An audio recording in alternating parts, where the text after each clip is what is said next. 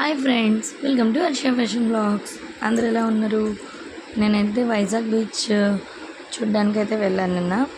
RK beach దగ్గర ఇప్పటి నుంచి చాలా సంవత్సరాల నుంచి ఉందండి ఈ క్రాఫ్ట్ బజార్ అయితే. నేను 5 years బ్యాక్ వచ్చినప్పుడు కూడా ఈ క్రాఫ్ట్ బజార్ అయితే ఉంది.